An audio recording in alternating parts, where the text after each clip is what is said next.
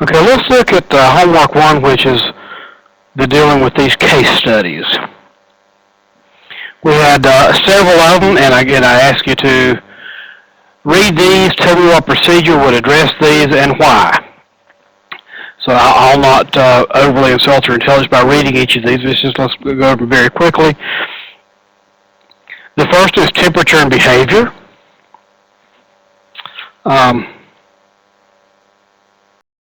The question was, when you say the best test, is there sometimes more than one?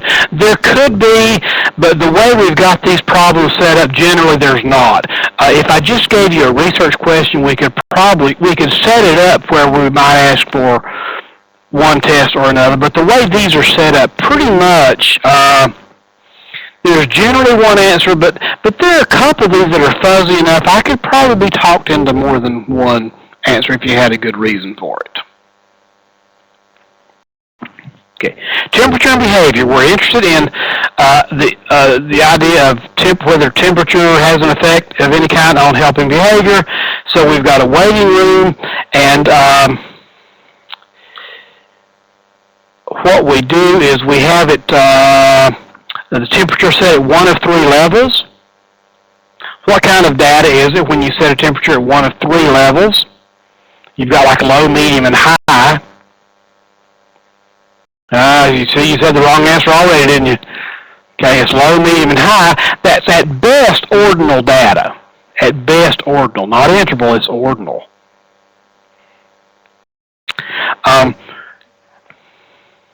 And then we want to know if the subject helped the person who was simulating an epileptic seizure. And it's just simply a yes or no. Did you help? Did you not help? So what kind of data is yes or no? That's nominal data.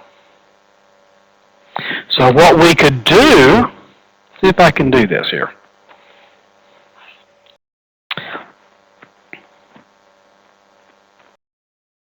So the temperature is low. Well, now I want to write on this.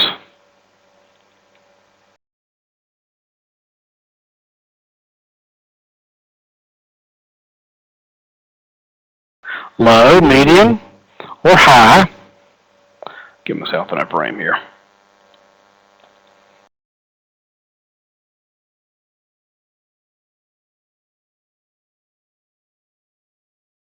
And the question is, did you help or not?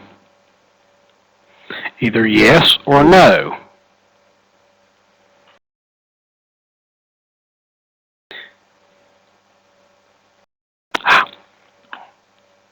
Well, why does it keep disappearing on me?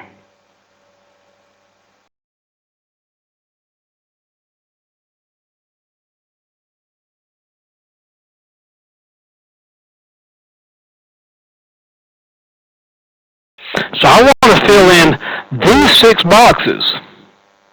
How many people helped when the temperature was low? How many people helped when it was medium? How many people helped when it was high? How many people did not help when it was one of these 3 temperatures? So what does that look like?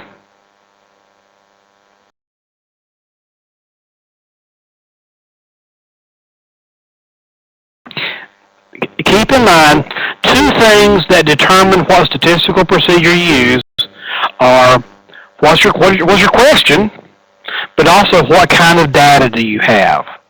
So what's the only thing we can use when I've got the kind of data we just described in this particular case study? It's a chi-square. Because we don't have high enough level of data to do anything else. We've got we're counting. We're making tally marks. We're putting totals or frequency totals in boxes. That's a chi-square. I don't know what the numbers are here. We're not told. It's just that we just got this set up for us. Sometimes you've got information that is not really intended to be misleading, but it can be. For example, the 15 minutes in the scenario here, that really doesn't have anything to do with anything. That's just part of the scenario, part of the circumstance. So, well, 15, that's time. Time is ratio. No, it doesn't matter. It is, but it doesn't matter. So the first one is chi-square, and that's why. Okay.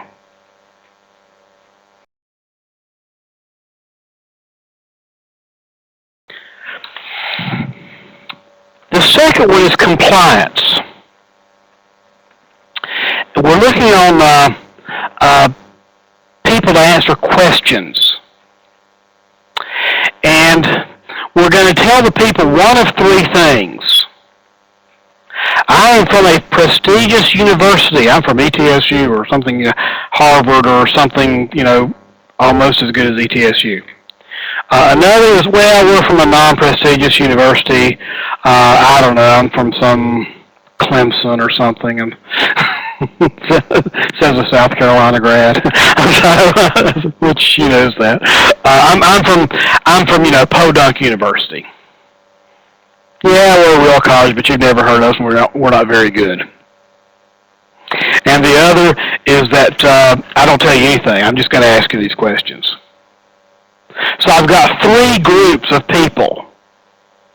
Those who I tell I'm from a prestigious university, those who I tell I'm from a non-prestigious university, and those who I just don't say anything about that one way or the other. That's three groups. And we're measuring how many questions they'll answer or listen to. You got through 5 questions, you got through 7 questions, you got through 2 questions. And so I've got a bunch of people in each of these three groups, and I've got a number of questions that they'll respond to, and that's the data I'm collecting. So I want to see if there's any significant difference between the three groups. So what does that sound like? Is it easy to answer the questions when I describe it this way, easier than reading the case study? Probably so, but this is the kind of stuff you get. And this is the kind of stuff you write when you're going to communicate to somebody else. So what do I do to compare the number of questions people will answer based on the way I identify myself? I've got three groups, so that lets out a t-test of any kind. And the kind of data I have is that you've got numbers of questions, which is fairly high-level data. It's actually ratio data. So that calls for an ANOVA. And yes, Charles actually answered it before I wrote it out, so I'm going to give you credit for that.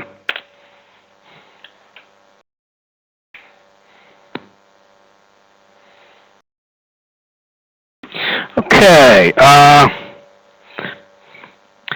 baseball and basketball salaries. We want to know how the statistics of professional players in these two sports compare with each other. So I've got 100 baseball players, I've got 100 basketball players, and I'm going to write down the salary for each of these 100 people.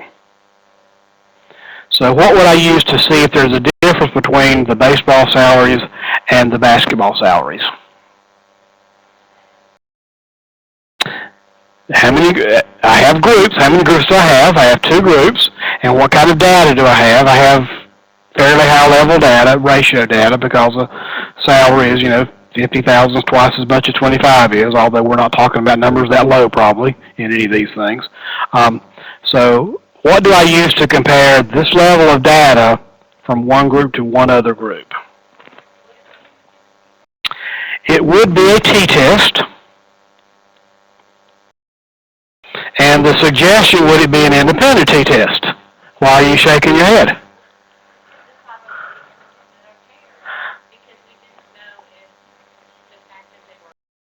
The comment was made that we couldn't decide if it's independent or paired, because we just make sure I relay that to everybody. Okay, so what are you saying now? Well, paired, I was thinking, talk about married people, Mm-hmm. talk about,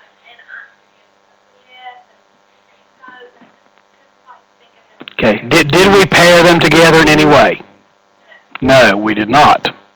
We didn't say I'm going to match the tallest person here with the tallest person there. If I had paired them by height, we would have, but we didn't do that. So, yes. T-test specifically, an independent t-test. You weren't that confident when you said it a minute ago, but you were correct. So that's an independent t-test.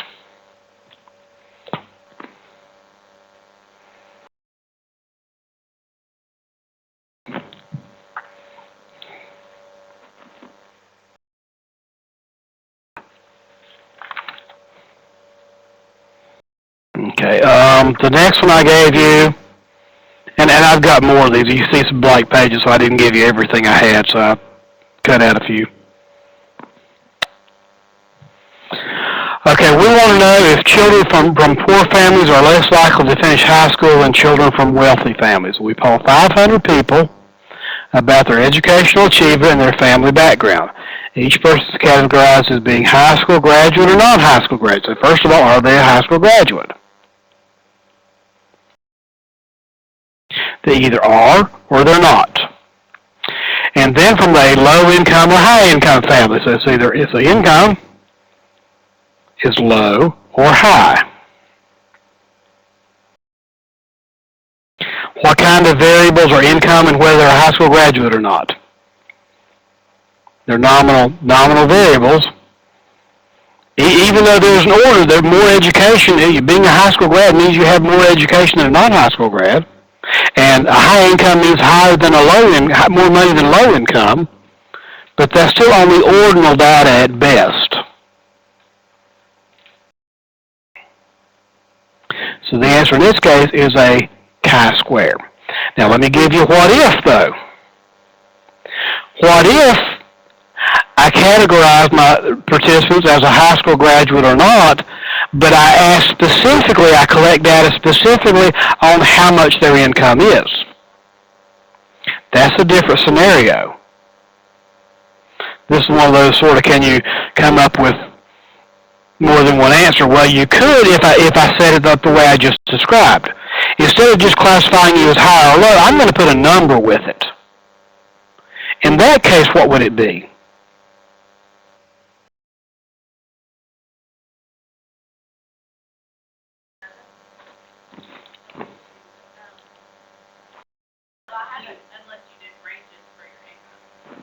My income is just simply a number. How much money did your family earn last year? So I'm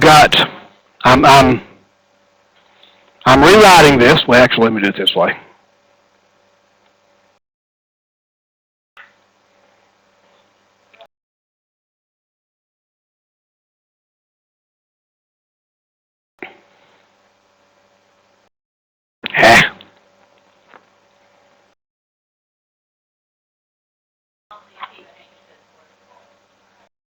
I'm changing the wording.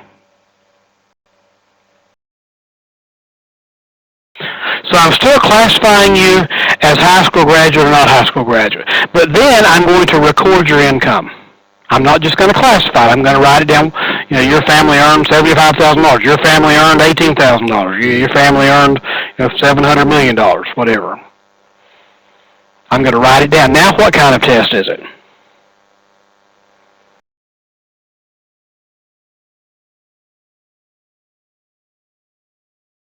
I will not repeat that because it is indeed incorrect.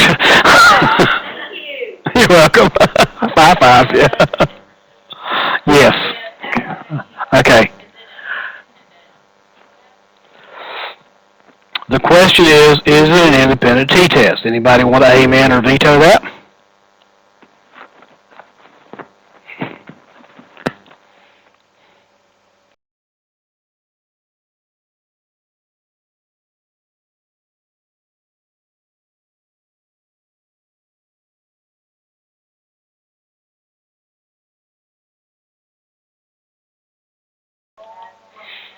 I've got a bunch of numbers for each group. See, my grouping variable is whether you're a high school graduate or not, or my independent variable.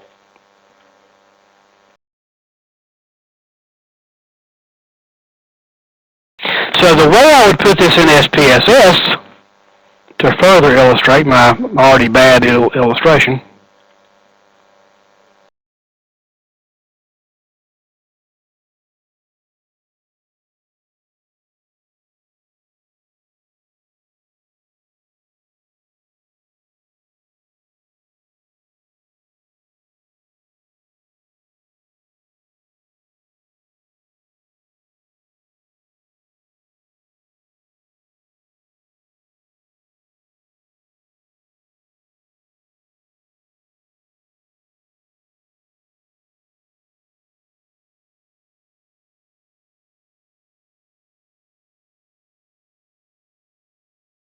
put it this way.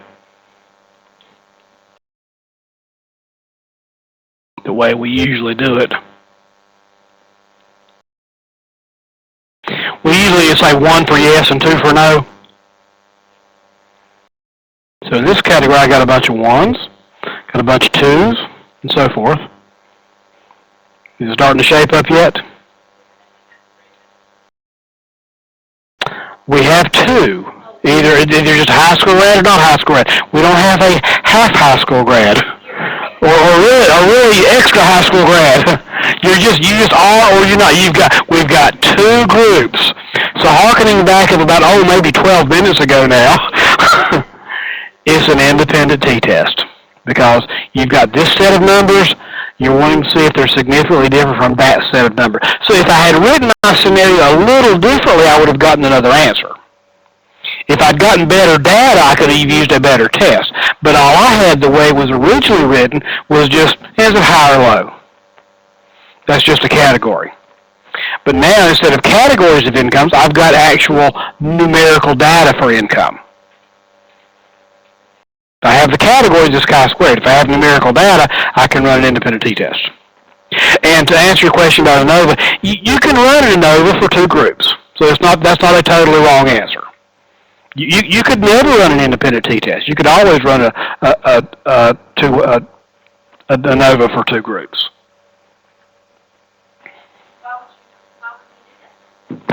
What difference? It doesn't make any difference.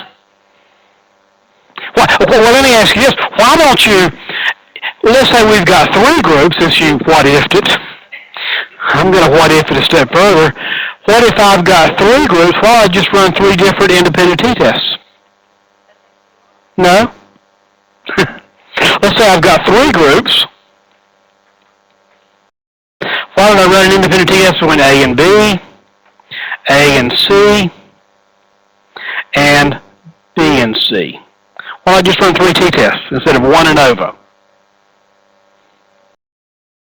And there's a very good reason for that. See if I can explain it. Remember the p-value that I want it to be less than 0.05, meaning my chance of being wrong? If I run 3 different tests, I've got 3 chances of being wrong rather than 1 chance of being wrong. So I'm more likely to produce an error in that case. That kind of matters. Okay.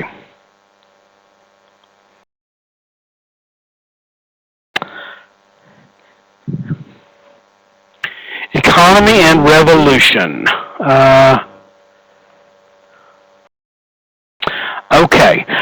To better understand when political revolutions are likely to occur, a sociologist classifies the economic climate of countries.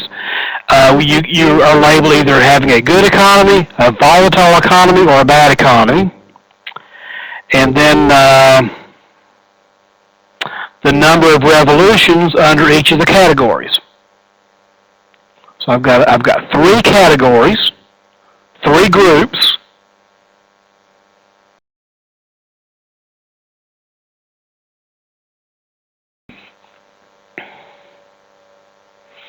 And I've got numbers under each of those.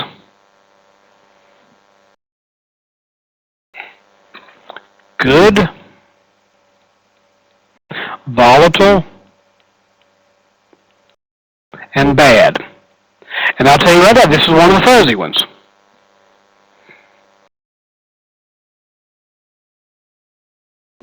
The answer might be ANOVA, but something has to be true that we don't know for it to be an ANOVA.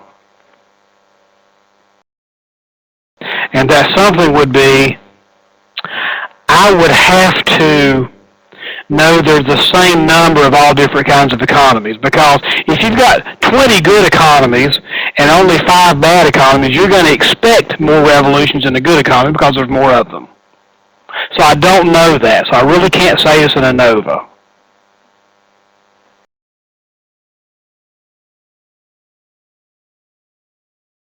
But let's say I've got 20 revolutions here, 5 here, and 10 here.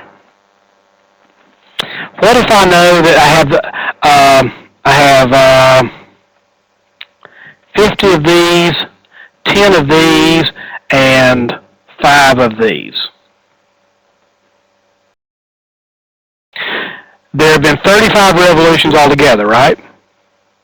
Wouldn't you expect 2/3 of 20 to be expected under good? Because there's, what, 75 economies altogether?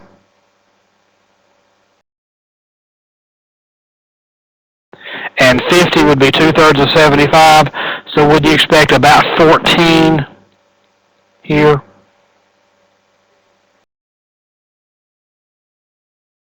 So I've only got 10 out of 75, and I should have made up numbers that are easier to deal with, but I wasn't thinking ahead enough. So wouldn't you expect whatever proportion that is to have the same proportion of revolutions there? So I would get the expected value. Likewise, I would give an expected value here. So what is it when we compare what we get with what we expect to get? That's a chi-square.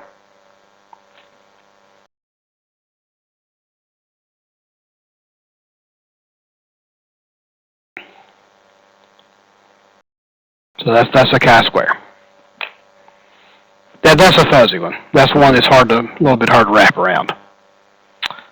Okay. Let's look at income and taxes. Oh, this is a good current topic, current event scenario here, as it always is. I make a lot of money. I think I'm paying enough taxes, dang it.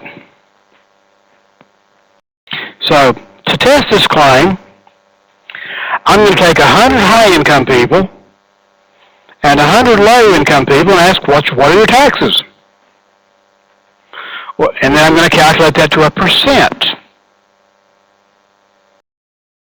So I'm going to have incomes that are high, incomes that are low, and I'm going to have percents under all these.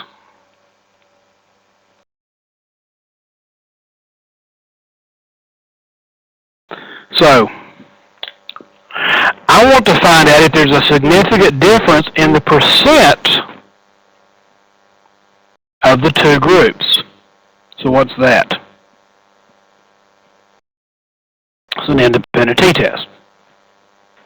Because I've got these data on the left for the high group, these data on the right for the low group. I want to see if there's a significant difference. Now, it doesn't say here, but it's an independent t-test. Is it a one-tail test or a two-tail test? And I've actually got enough information here to say. Just look at that very first sentence. The question is, am I paying enough taxes? If I'm paying more than enough, that's enough. So it's not no, this was not part of the question. This is just following up.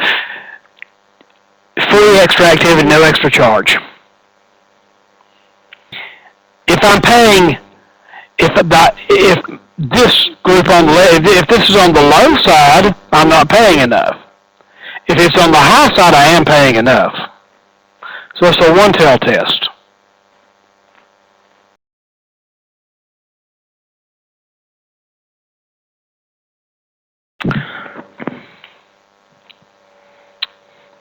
Spending, I've got too many of these examples, but okay. Spending and student success. I've got, I want to know if there's any kind of relationship or effect about the amount of money and success. So I've got 150 schools, 50 low, 50 average, 50 high. And I'm going to look at the number of graduates who go to college. Now, you would argue, rightfully so, that the number of graduates who go to college is not necessarily a good measure of academic success. And it's not, but that's the way we've operationalized it.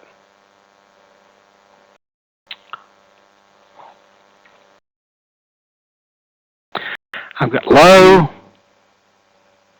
average, and high. And in these boxes I have number go to college. Here, do it this way.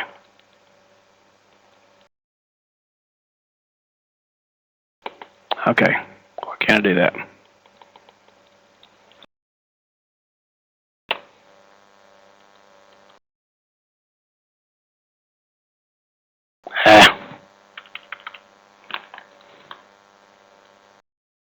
Okay, great. Everything's frozen. Okay.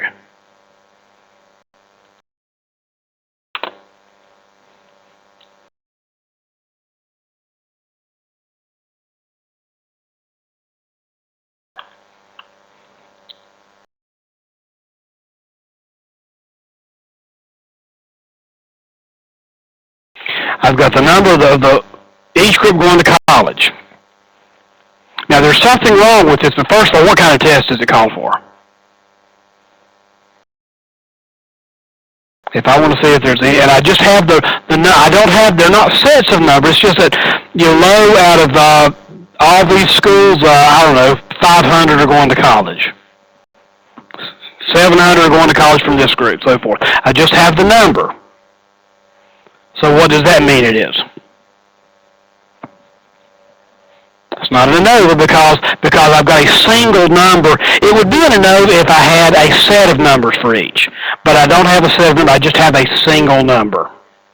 It's a chi-square because, it's a chi-square because I've just got the frequency. Now, here's what's wrong with this setup, though.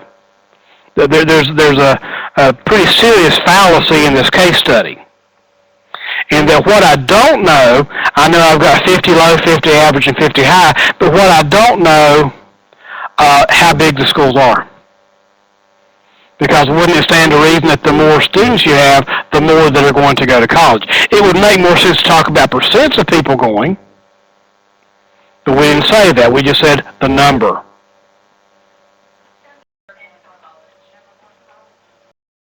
Yeah, and I couldn't get that off there. I'm going to have to, it's not...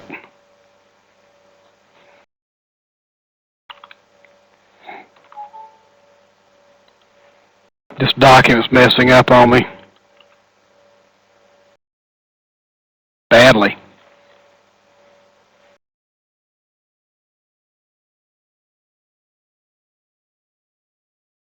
Let me close this and open it again.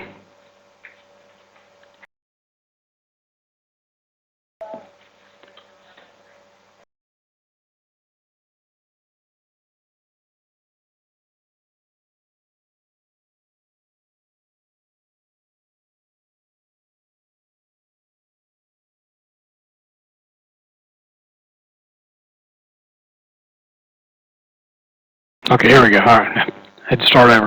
Okay, I've got 50 low, 50 average, 50 high.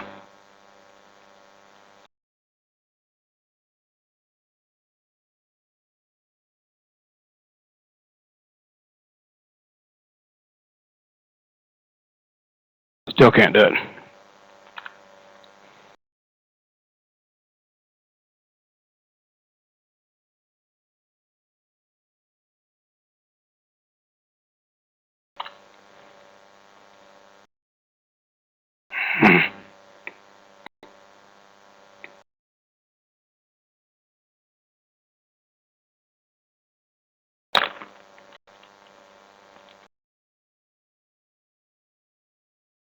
We'll say it that way. I've got 50 of each. You have to follow my cursor here. How many are going to college here? How many are going to college here? How many are going to college here? The answer is chi-square because I'm just comparing frequencies. But again, the problem is if I've got more low-spending high schools than I have high-spending high schools, I might expect more even though they're low-spending because I've got more students. So to compare the raw numbers, you would have to know the schools are of equal size. Otherwise, if you knew what percent of students were going to college, that would make sense because that's based on a portion of 100. But we weren't told that. We just said the number of students. So I kind of set up a bad case study because there are things like that we need to look out for.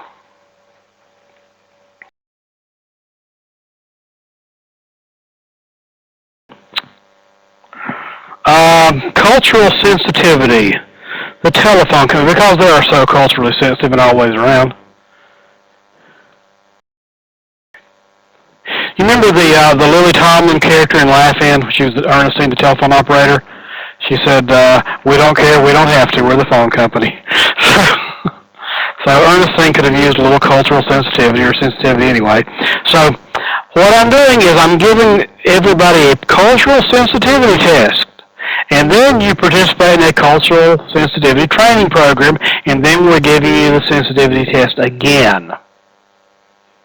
So what statistical procedure, it's hard to say at this point, it's a t-test because I'm comparing one set of data to another. Specifically, it's paired because it's a classic pre- and post-test scenario. So this is simply a paired samples t-test.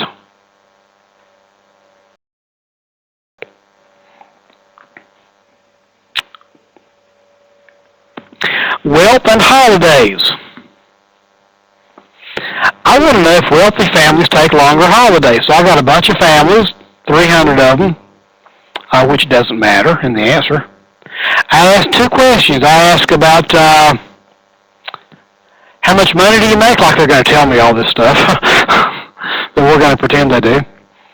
They tell me about their annual income and how long they went on vacation last year or the last time they went on vacation. What statistic would investigate the degree of the relationship between income and length of vacation? Now you can say it. Correlation. It's just simply a correlation. The more money you make, the longer your vacation is. Maybe. Or maybe the more money you make, the shorter your vacation is. Kind of see it either way. It might be longer because you can afford to stay away longer. It might be shorter because that's why you take shorter vacations. That's why you make more money. I don't know. So it's a pretty good question because there are reasons it could be other way. But to answer your question, you would compute a correlation.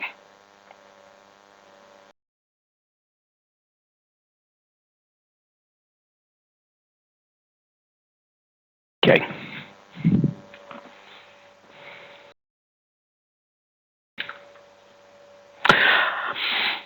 Race and political party. I want to know if there's any kind of relationship between race and political affiliation. And I've got 500 people, and here's what the spread is that I get. Does there seem to be any relationship between race? You simply categorize black or white. We don't. You could put a number of others or just one other in there. You could use like the government's classification system, or you could have Democrat, Republican, other, or independent, or whatever. But we just got black, white on one category, Democrat, Republican on the other category. So what statistical test best determines the degree of association, if there is any? And I don't have to draw a picture on this; it's already drawn. So what is it? Afraid to say? Okay, some brave person says a chi-square. Maybe.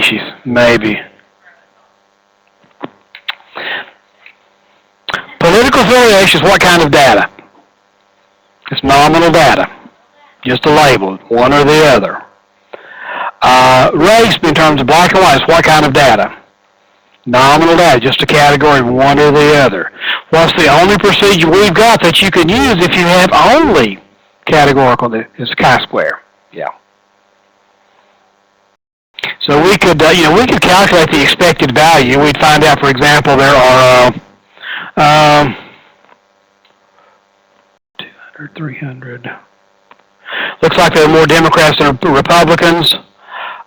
Looks like there may be more whites than blacks, so you would expect, white Democrats to have the largest number there. That would be your expected value.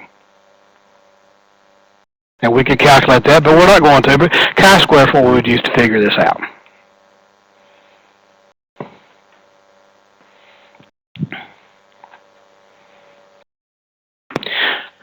Religion and type of education.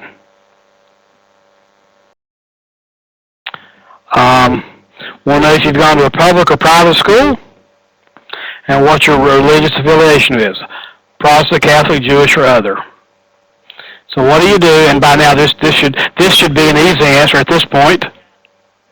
It's chi-square because, again, both your variables are all categorical, so it's all nominal, so chi-square is what you could do. And we can set the same kind of chart with columns and rows that we did on the last example, and there's several others.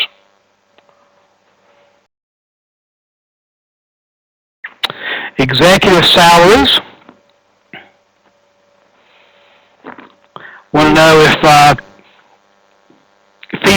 executives are experiencing pay discrimination, and this is kind of badly worded because whether someone is paid higher or lower than someone, we can determine if they are, but we can't determine why. So I've got 300 male, 300 female, and I'm going to get the income of each of these 600 people. And by the way, another thing, this might be a little misleading, it doesn't have to be the same number in each group. You could have 300 male, 200 female. That'd be fine. So what statistic would we use to test for a difference between male and female salaries? An independent t-test. There are two groups. You've got numerical data. That's an independent samples t-test.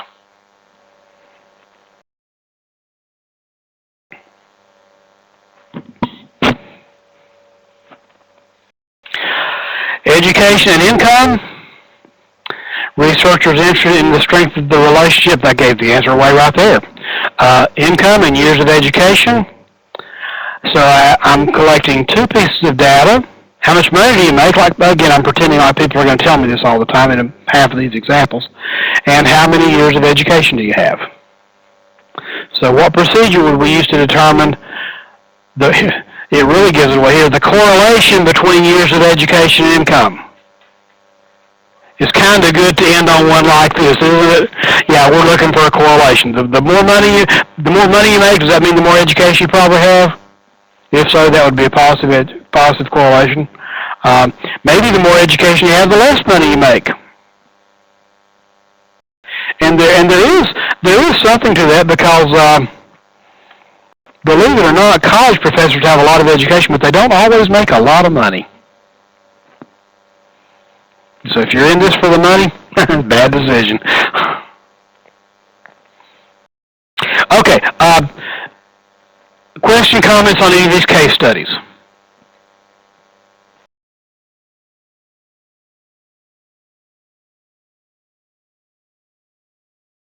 Okay, so if you've, again, I know most of you have submitted this homework to the Dropbox. And I've not looked other than to see how many are there, and some are there, so I don't know who's yet. I'll check that and try to do before our next session.